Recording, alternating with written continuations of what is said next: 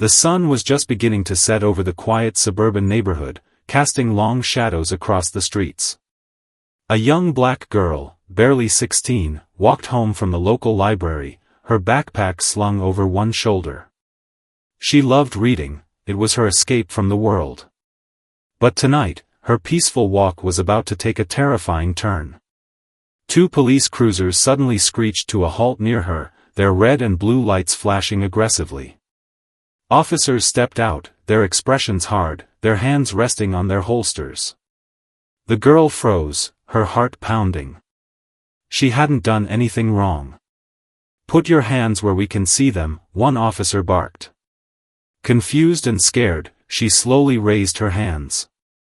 "What's going on?" "I didn't." "Shut your mouth and turn around," the other cop snapped, cutting her off. Before she could even process what was happening, they had her pinned against the car, rough hands patting her down. Her books spilled onto the pavement. A few neighbors peeked through their curtains, but no one stepped in to help. "You fit the description of a robbery suspect," one officer said, tightening the cuffs around her wrists. "But I was just at the library." "You can check.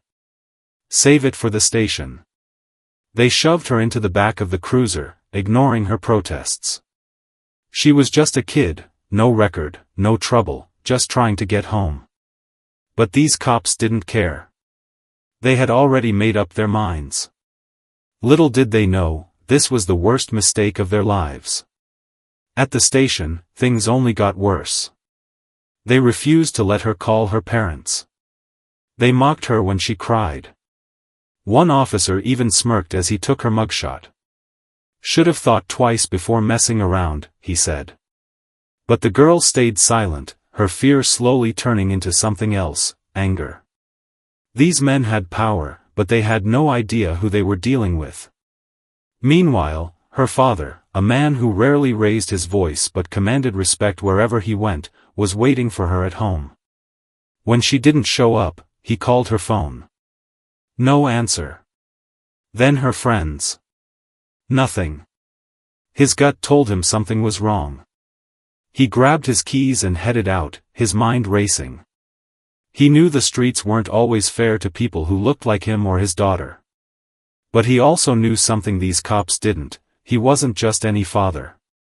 And when he found out what they had done, they were going to regret it. The police station buzzed with the usual late-night chaos, officers typing reports, muffled voices over radios, the occasional clang of a cell door. The girl sat on a hard bench in the holding area, her wrists still sore from the cuffs. She kept her head down, trying not to draw attention, but her mind was racing. How did this happen? One of the arresting officers leaned against the desk, smirking as he spoke to his partner. Another one off the streets. Easy night. The girl clenched her fists but stayed quiet. Arguing would only make it worse. She had heard stories about things like this happening, wrongful arrests, intimidation, but she never thought it would happen to her. Then, the front doors of the station burst open. A tall, broad-shouldered man walked in, his expression calm but his eyes burning with quiet intensity. He didn't raise his voice. He didn't need to. The moment he stepped inside, the air in the room shifted. The desk sergeant glanced up, annoyed. "We're not processing visitors right now. You'll have to." "I'm here for my daughter," the man said, his voice low but firm. The sergeant hesitated.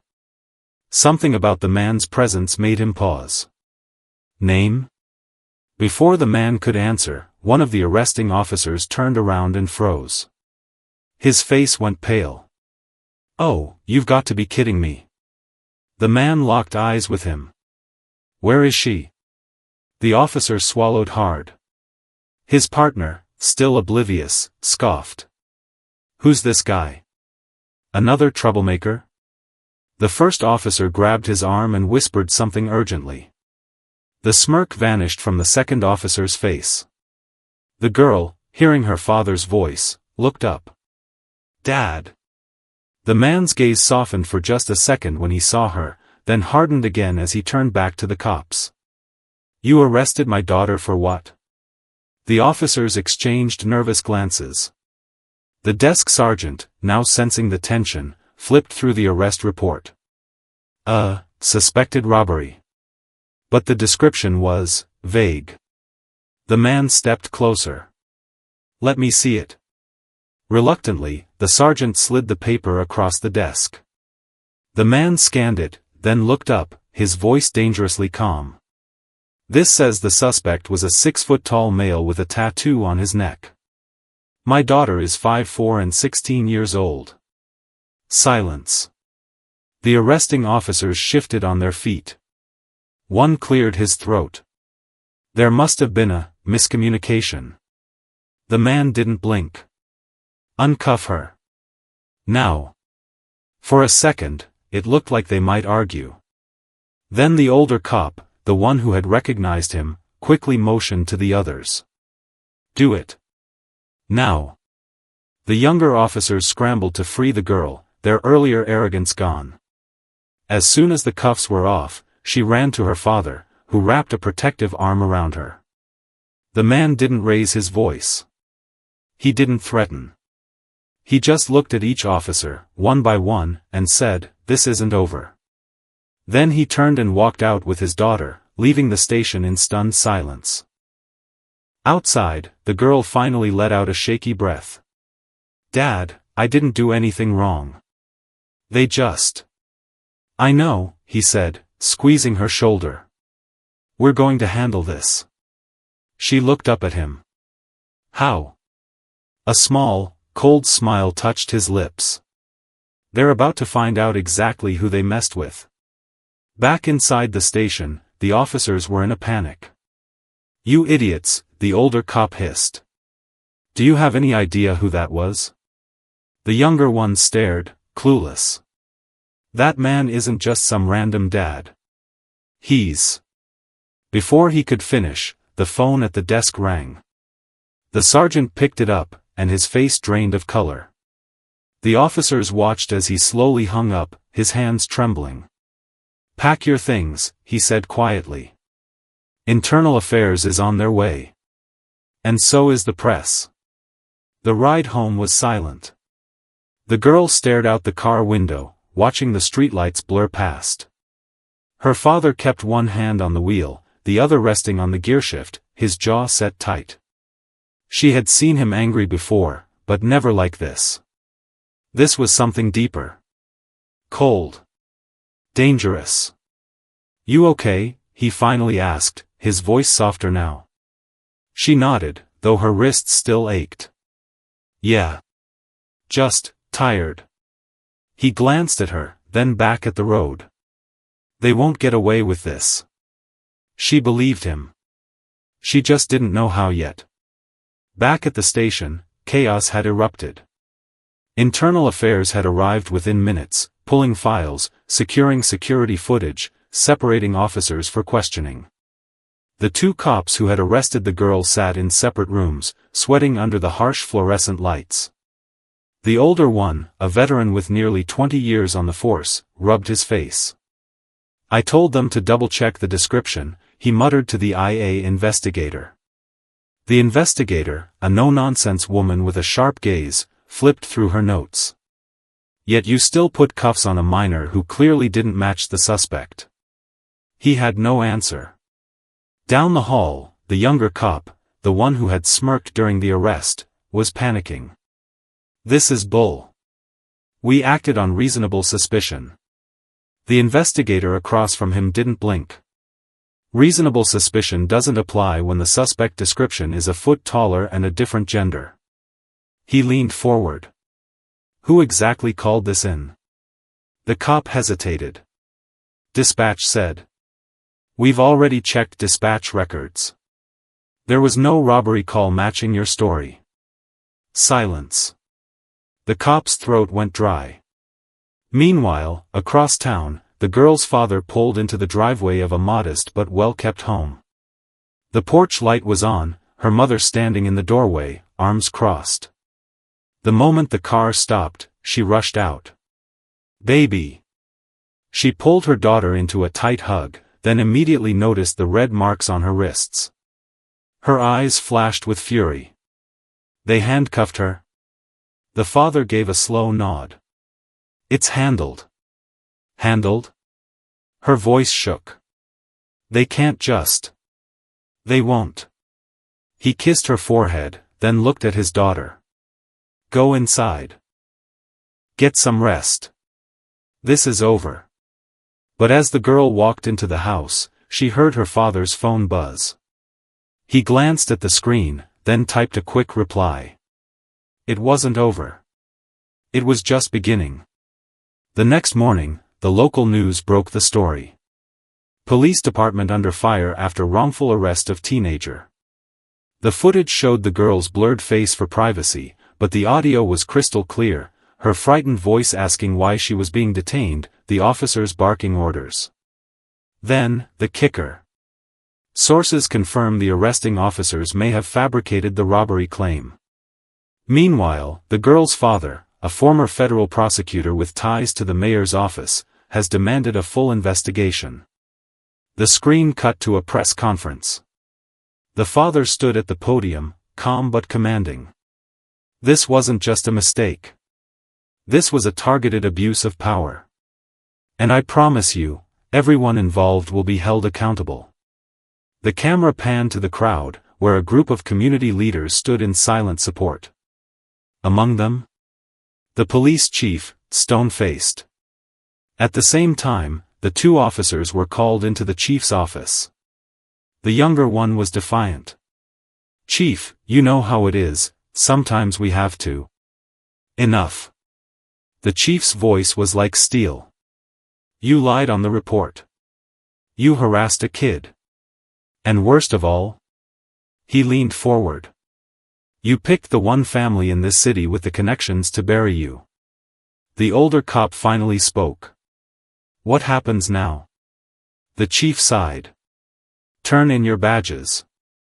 IA's recommending criminal charges. The younger cop exploded. For what? Doing our jobs? The chief stood.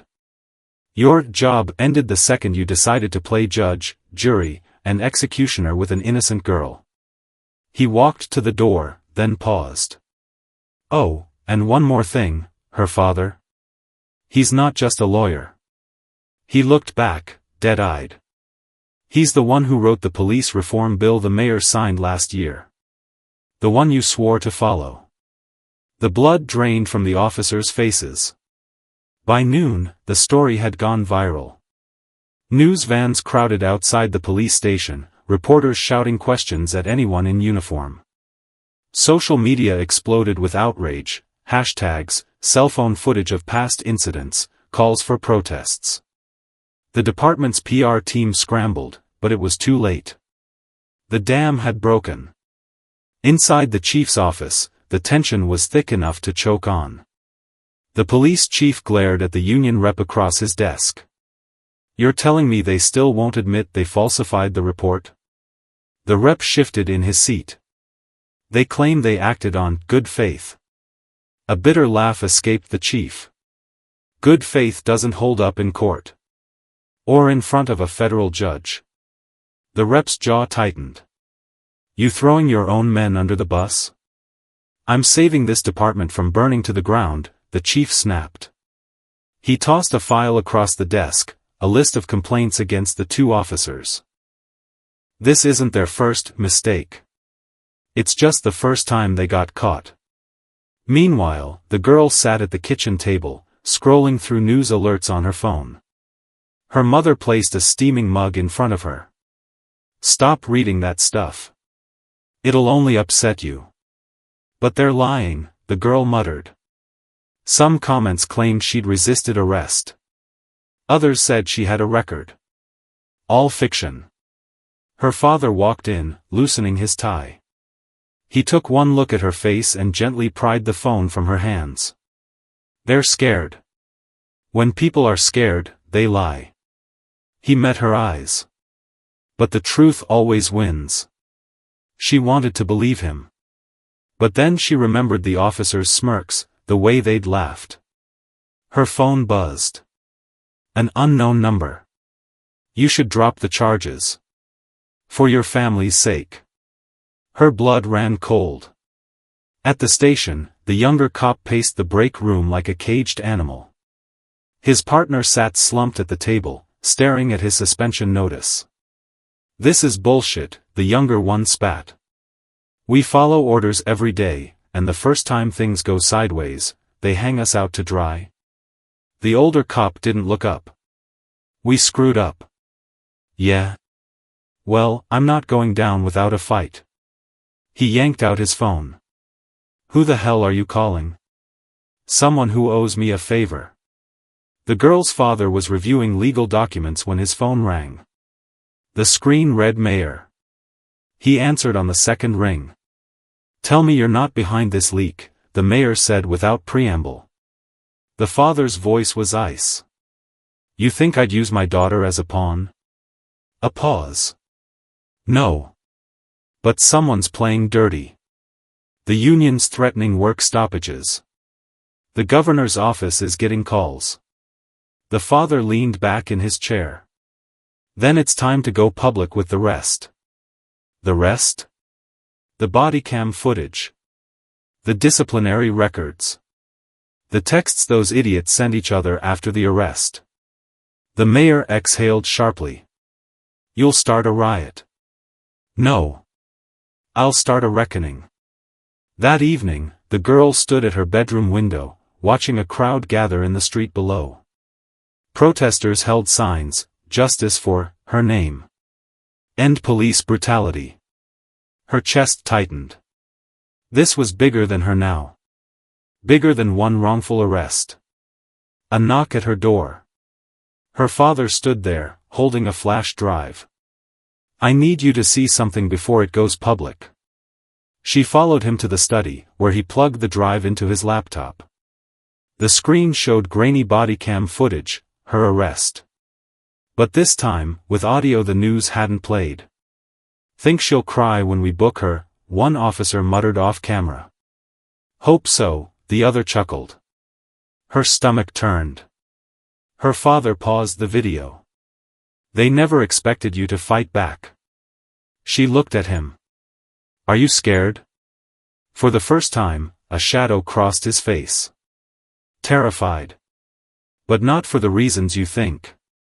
At that exact moment, 3 blocks away, an unmarked car idled outside the station. The younger cop slid into the passenger seat, nodding at the shadowed figure behind the wheel. "You got my back on this?" The figure handed him a burner phone. "Make the call." The burner phone buzzed in the younger cop's hand. He glanced at the message, then quickly deleted it. His knuckles whitened around the device. "Meet at the warehouse. Midnight. Come alone, colon." He shoved the phone into his pocket and stepped out of the car, his mind racing. This wasn't just about saving his job anymore, it was about survival. Back at home, the girl sat cross-legged on her bed, staring at the anonymous text she'd received. Her fingers hovered over the screen. Should I tell Dad? Before she could decide, her phone lit up with a notification, a breaking news alert. Exclusive, body cam footage reveals disturbing police conduct in teen's wrongful arrest. She clicked the link. There it was, the full, unedited video. The officer's laughter. The way they'd mocked her. The world was seeing it now. A knock at her door made her jump. Her mother peeked in. "You okay?" She quickly locked her phone. "Yeah. Just thinking." Her mother sat beside her, studying her face. "Something's wrong." The girl hesitated, then showed her the text. Her mother's face darkened. "We're calling your father." Downstairs, the father stood by the window, phone pressed to his ear. "I don't care about the union's threats. Release everything." He hung up just as his wife and daughter entered. One look at their faces told him enough. Someone sent her this. His wife handed him the phone. His expression didn't change, but his grip on the device tightened. "We're leaving." What? The girl blinked. Where? Somewhere safe. Just for a few days. He was already moving, grabbing keys, a go-bag from the hall closet. His wife frowned. You really think? I think corrupt cops with nothing left to lose are the most dangerous kind. Midnight. The abandoned warehouse on the city's outskirts loomed like a graveyard. The younger cop stepped inside, his flashlight cutting through the darkness. You're late. The voice came from the shadows. A man stepped forward, tall, dressed in a tailored suit that didn't match the crumbling surroundings. The cop recognized him instantly. City Councilman Hayes. You said you could fix this, the cop spat. Hayes smiled, but it didn't reach his eyes. I can. But it requires drastic measures. A second figure emerged, a hulking man with a scar across his cheek. The cop's pulse spiked. This wasn't part of the deal. Hayes tossed a file on a rusted table. Your problem isn't the lawsuit. It's the witness. The cop opened the file. Inside, photos of the girl's house. Her school. Her father's office. His stomach dropped. You're not serious. Hayes leaned in. You wanted my help. This is the price. The girl's father drove in silence, his eyes flicking to the rearview mirror every few seconds. His wife sat beside him, gripping his arm. The girl watched the city lights fade behind them through the backseat window. Dad, who's after us? He didn't answer immediately. Then, people who think power means never facing consequences. His phone buzzed. An encrypted message from an old contact. Hayes is involved. They're not stopping at intimidation. Get off grid now, . His foot pressed harder on the accelerator. At the same time, the older cop sat in his dimly lit apartment, a bottle of whiskey in one hand, his service weapon in the other. The news played on mute, footage of protesters outside headquarters. His face was everywhere now. The villain of the story. His phone rang. Unknown caller. He answered, expecting threats. Instead. It's not too late to do the right thing. A woman's voice. The IA investigator. He laughed bitterly. And what's that? Testify. Before someone gets killed. The line went dead. He stared at his reflection in the gun's polished metal. Dawn was still hours away when the family pulled into a secluded cabin deep in the woods, a property the father had inherited years ago and never listed under his name. As they stepped inside, the girl finally broke. This is insane. We didn't do anything wrong, and now we're hiding? Her father cupped her face. Listen to me. Men like Hayes? They don't fight fair. They'll. A twig snapped outside. Everyone froze. The father motioned for silence, then crept to the window. The tree line was still. Too still. Then, a flicker of movement. A shadow where there shouldn't be one. He turned to his family, voice barely a whisper. Get in the basement. Now. The girl's breath hitched as her father shoved them toward the basement door. Her mother's fingers dug into her shoulder, pulling her back as the floorboards near the window creaked under an unfamiliar weight. They found us. Her father didn't hesitate. He grabbed the fireplace poker and motioned for them to move now. The basement door clicked shut behind them just as glass shattered upstairs.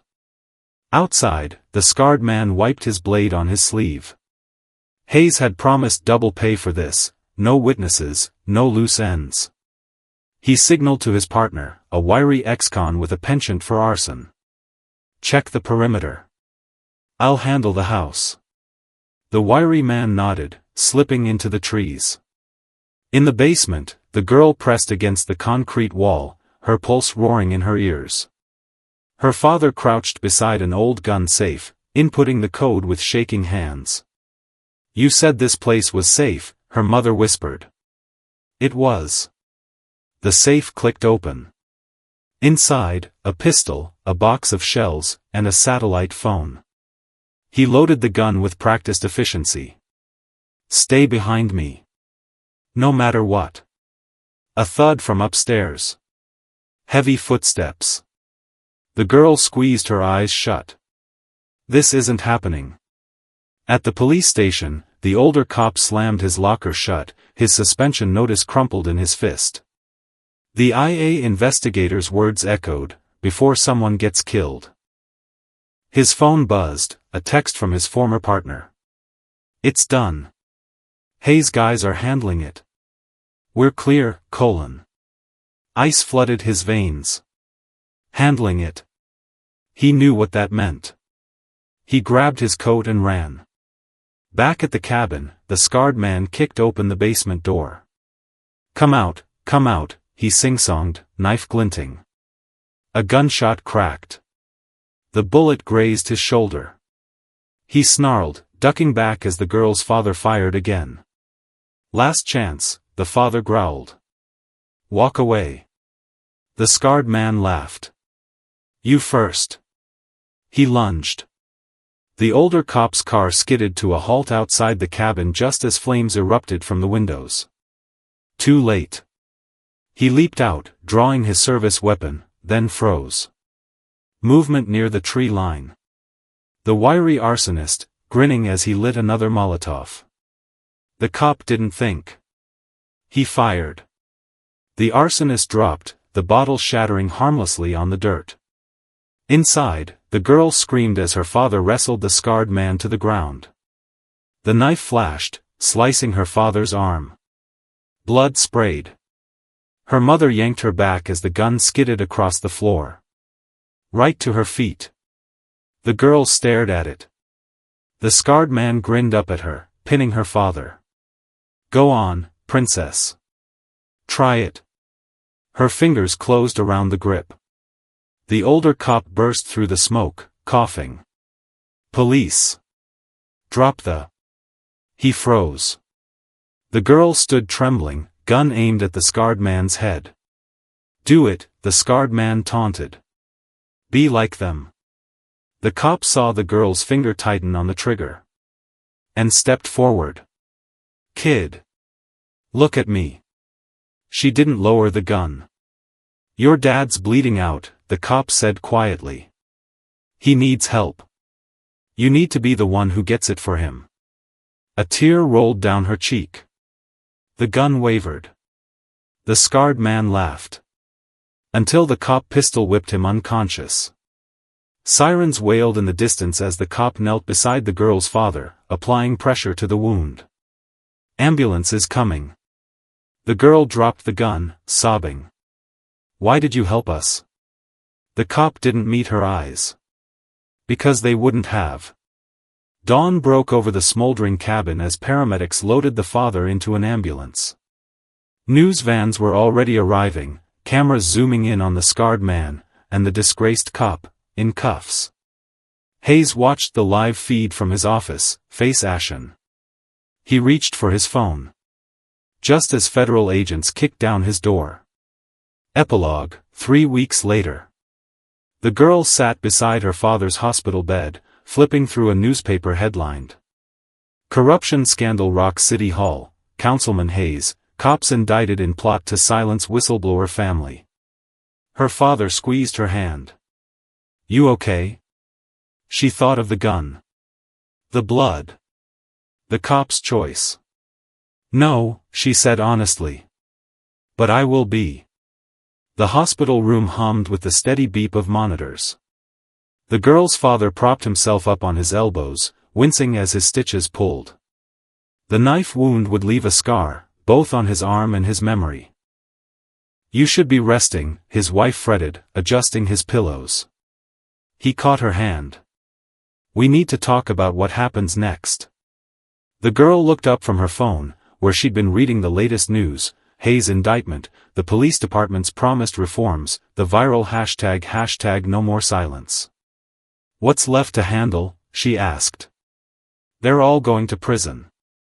Her father exchanged a glance with his wife. Not yet. And trials, they're messy. A knock at the door interrupted them.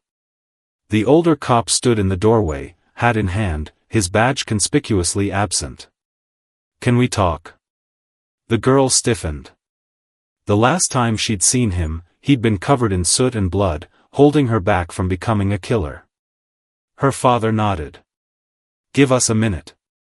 In the hospital cafeteria, the cop stirred his coffee, the spoon clinking like a countdown. I testified this morning. Gave IA everything, Hayes' orders, the cover-ups, the money trails. The girl's father studied him. Why? The cop's hands shook. Because when I saw that fire, I realized I said it. Maybe not the matches, but the kindling. Every time I looked the other way. He met the girl's eyes. You made me remember what the badge was supposed to mean. She didn't know what to say. Her father broke the silence. They're charging you too, aren't they? The cop laughed bitterly. Accessory, obstruction, take your pick. But I'll sleep better in a cell than I ever did in my own bed. Meanwhile, in a federal holding cell, Hayes paced like a caged tiger. His lawyer slid a document through the slot. Sign this, and the DA drops the conspiracy charge. Hayes scanned it, a full confession naming only himself. And my family? Protected. But you'll do 15 years. Hayes' pen hovered. Then he smirked and tore the paper in half. Tell the DA I'll see him in court. The lawyer paled. You can't win this. Hayes leaned close, voice dripping venom. I own half that jury. And by the time I'm done, that brat and her do-gooder dad will wish they'd never spoken up. Back at the hospital, the girl's phone buzzed with a notification. Breaking, Councilman Hayes rejects plea deal, vows to clear his name. She showed her father, whose face darkened. He's got leverage we don't know about. The cop straightened. Then we find it first. That night, the girl sat cross-legged on her temporary apartment floor, their house still reeked of smoke, scrolling through Hayes' social media. A photo caught her eye, Hayes at a charity gala, arm around a smiling woman. She zoomed in. The woman's necklace, a distinctive emerald pendant, matched the one worn by the judge assigned to Hayes' case in yesterday's news photo. Dad, she called. I think Hayes knows the judge. Her father grabbed his laptop, pulling up donor records. Because she's his sister-in-law. And she never recused herself. The cop whistled. That's not just bias. That's conspiracy. The next morning, the girl stood outside the federal courthouse, gripping a flash drive containing the evidence. Reporters swarmed, shouting questions. Are you scared of Hayes? One yelled. She turned, chin high. He should be scared of us. Inside, the DA grinned as he reviewed the files. This changes everything. But as the girl left, a black sedan slowed beside her. The window rolled down just enough to reveal a familiar scarred mouth. Smart kid, the man murmured. But smart ain't the same as safe. Then the car sped off, leaving her frozen on the sidewalk, a single word ringing in her ears. Run. The girl didn't run. She stood frozen on the courthouse steps, the scarred man's threat still ringing in her ears. But this time, fear didn't paralyze her, it fueled her. She pulled out her phone and dialed the one person she knew could help. The older cop answered on the first ring. You okay? He's still out there, she whispered. The scarred man. He just threatened me. A beat of silence. Then, low and deadly, where are you? 2 hours later, the family sat in a secure FBI office, agents scrambling around them. The cop, now wearing a borrowed windbreaker with FBI consultant stitched on it, leaned over a map with a grim-faced agent. We've got eyes on Hayes' known associates, the agent said. But this scarred man? He's a ghost. No record, no prints, nothing. The girl's father clenched his fists. So he could be anywhere. The cop shook his head. No. He wants revenge. That means he'll come for her. He nodded at the girl. And he'll do it where it hurts most. The girl understood instantly. The trial. Hayes' luxurious penthouse was anything but a prison, despite the ankle monitor. He sipped whiskey as his lawyer paced. You're finished if that evidence gets in, the lawyer snapped. The judge can't protect you now. Hayes swirled his drink. Then we make sure it doesn't get in. He picked up a burner phone and dialed. It's time. The kid first. The night before the trial, the girl lay awake in the FBI safe house, staring at the ceiling. A soft knock made her sit up. The cop stood in the doorway. Can't sleep? She shook her head. What if we lose? He sat beside her. Then we keep fighting. But kid, he met her eyes. Winning ain't about the verdict. It's about making sure they don't silence you. She hugged her knees. I'm scared. Me too, he admitted. But that's how you know you're doing something that matters. Dawn. The courthouse. Federal agents swarmed the building, sweeping for threats. The girl walked in flanked by her parents and the cop, her heart pounding. Reporters shouted, cameras flashed. Then, a glint of metal in the crowd. The scarred man, disguised as a reporter, reaching into his coat. The cop saw it first. Gun. Chaos erupted. The scarred man lunged, but the cop tackled him. A shot rang out, shattering glass. Screams filled the air as agents swarmed. The girl's father shoved her behind him, just as Hayes' lawyer pulled a second gun, aiming straight at them. Wrong move, the cop snarled, disarming the scarred man with a brutal twist. The lawyer hesitated, then dropped his weapon as FBI snipers locked onto him. Hayes, watching from the defendant's table, turned bone white. The trial was over before it began. With his co-conspirators in custody and the judge removed for bias, Hayes had no moves left. The DA played the security footage in open court, Hayes ordering the hit on the girl. The gavel fell. Guilty on all counts. As marshals dragged Hayes away, he locked eyes with the girl.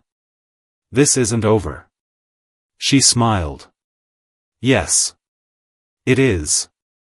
Epilogue, 3 months later. The girl stood at a podium, addressing a crowd of thousands at a police reform rally. The cop, now a federal witness protection officer, watched from the wings with her parents. My story isn't special, she said. It happens every day. But today? We get to change that. As the cheers rose, the cop slipped a folded note into her hand. She opened it backstage. Hayes got 25 years. Scarred man, life. P.S. You're braver than all of them. She tucked it into her pocket, next to her father's old badge, the one the department gave him after the chief resigned. A symbol. A reminder. A promise.